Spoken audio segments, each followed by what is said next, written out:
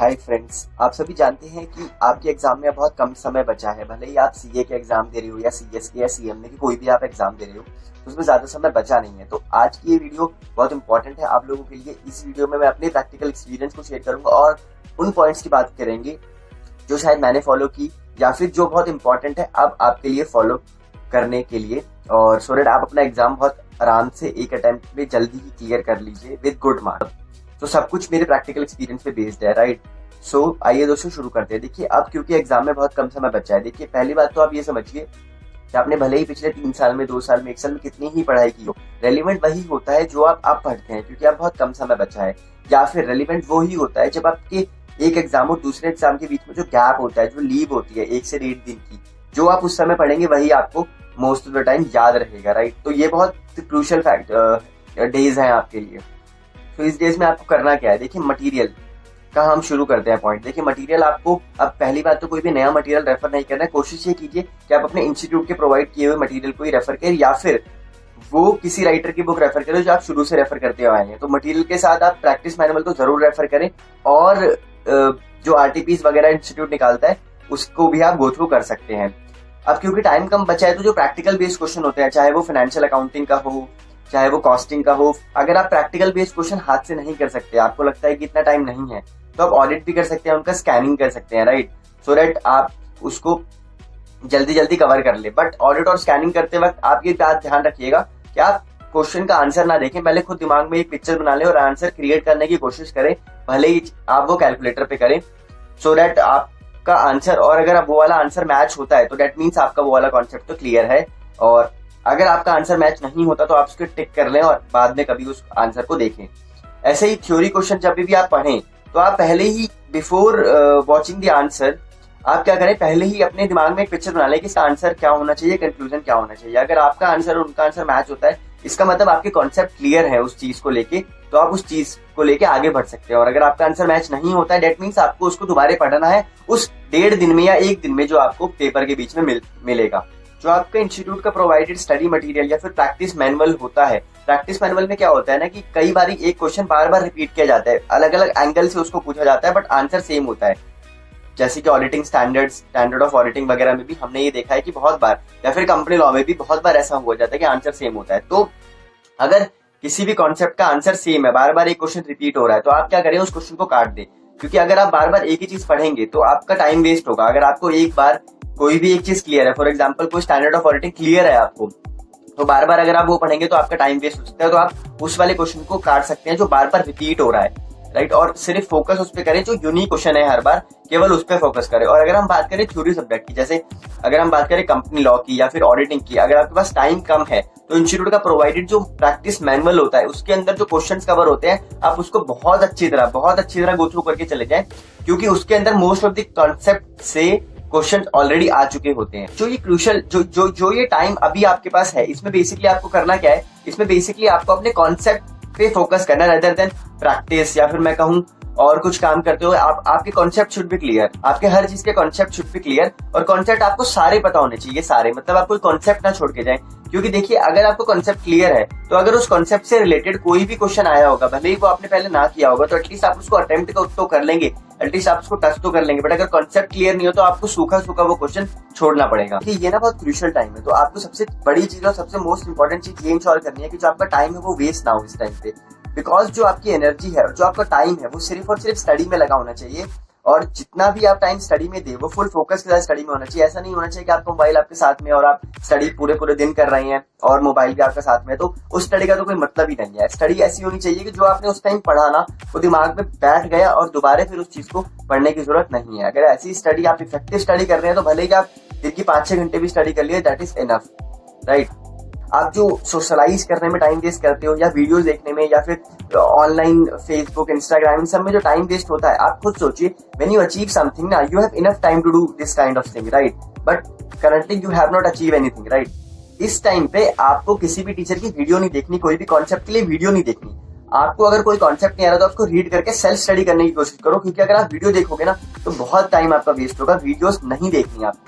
अच्छा, दो स्ट्रैटेजी और है। एक आप क्या कर सकते हैं, सिंगल पेज नोट्स बना सकते हैं। जैसे सिंगल पेज नोट्स मैंने क्या करा था कि जैसे मानिए आप कंपनीज एक्ट आपने उठाया, तो उसमें सेक्शन वाइज आप चलते चले गए, सेक्शन 139, 1, 2, 3, 4, या फिर सब सेक्शन ना लिए तो 139, 140, 141 किस किस चीज का है, तो 139 अपॉइंटमेंट ऑफ ऑडिटर, ऐसे ऐसे क्वालिफिकेशन ऑफ डायरेक्टर, ऐसे ऐसे लिखते चलेगा। और वो 1 पेज नोट आपकी जेब में है, या फिर जैसे आप सुबह उठे तो वो आप देख लिया और एक बार रिकॉल हो गए सारे सेक्शन।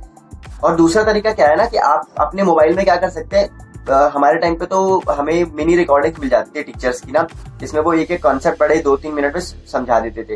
या फिर अगर आपके पास वो नहीं है तो यूट्यूब पे जो रिविजनरी लेक्चर्स किसी भी टीचर्स की होती है, जैसे वो कब देखनी है, वो जब देखनी है मानिए आप उस पोजीशन में, जिस पोजीशन में आप बुक्स से पढ़ाई नहीं कर सकते, नोट से पढ़ाई नहीं कर सकते। फॉर एग्जाम्पल आप ट्रेवलिंग कर रहे हैं, ठीक है, आप बस में हैं और खड़े हैं, बस में आपको सीट भी नहीं मिली, तो बस में खड़े हुए आप गाने सुनने के बजाय वो वीडियो सुन लीजिए, या फिर वो शॉर्ट जो ऑडियो क्लिप्स होती है वो सुन लीजिए। उससे क्या होगा, आपका एक कॉन्सेप्ट रिवाइज हो जाएगा बिना किसी मेहनत के। आपको कुछ नहीं करना, सिर्फ सुनना है लीड लगा के, तो आपको एक कॉन्सेप्ट रिवाइज हो जाएगा।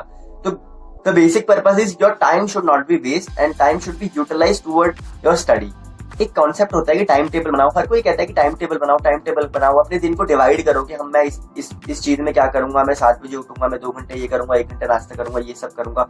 बट प्रैक्टिकली मतलब मुझसे आज तक टाइम टेबल बना नहीं, और प्रैक्टिकली आप भी अच्छी तरह जानते हैं कि most of the student time table नहीं बना पाते। तो मैं आपको ये नहीं कह रहा कि आप टाइम टेबल बनाओ, मैं आपको ये कह रहा हूँ कि आपका टाइम वेस्ट नहीं होना चाहिए। अगर आपका टाइम वेस्ट नहीं हो रहा है पूरे दिन में, और जो आपने पूरे दिन में पढ़ा है वो इफेक्टिव था, तो आपको किसी भी टाइम टेबल की जरूरत नहीं है। बस टाइम वेस्ट ना हो, जो भी पढ़ो वो इफेक्टिव होना चाहिए और वो याद रहना चाहिए आपको। उसके बाद आपको किसी भी टाइम टेबल की जरूरत नहीं है दोस्तों, क्योंकि टाइम टेबल आप फॉलो तो कर नहीं पाते। टाइम टेबल बनाने में जो आधा घंटा वेस्ट कर दोगे आप, उस आधे घंटे में कुछ और पढ़ लोगे।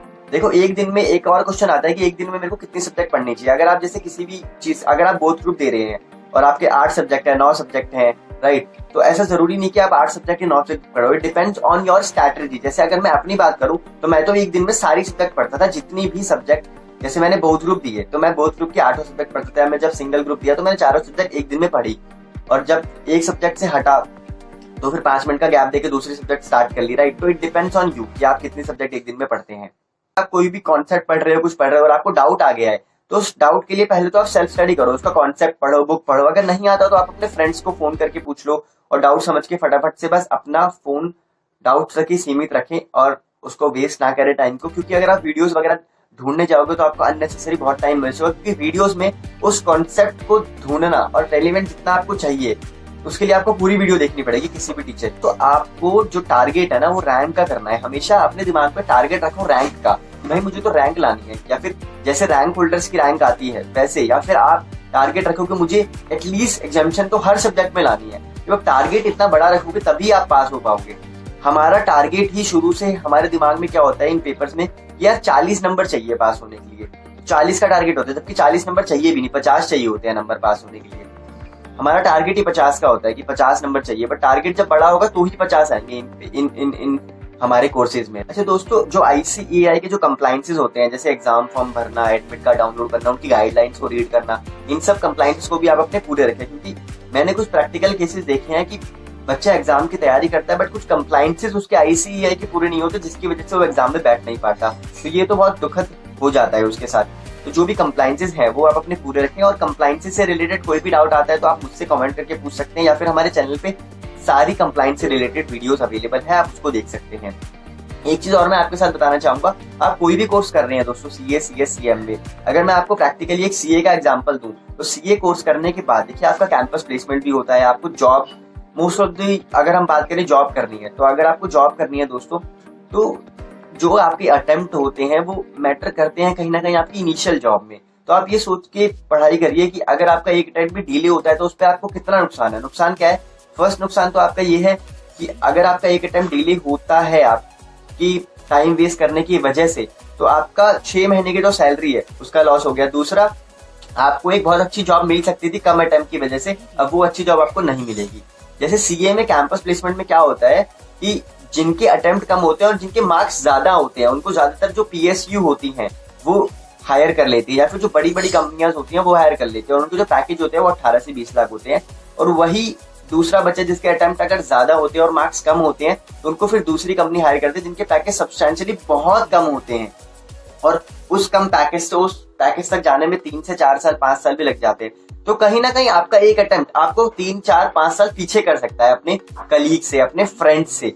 तो मेरा कहने का मतलब है कि अपने भविष्य के एडवांटेज को सोचते हुए पढ़ाई करो कि अगर आज मैंने अपना टाइम पढ़ाई में इन्वेस्ट कर दिया तो भविष्य में मेरे फायदे कितने ज्यादा हैं उस टाइम को इन्वेस्ट करने के।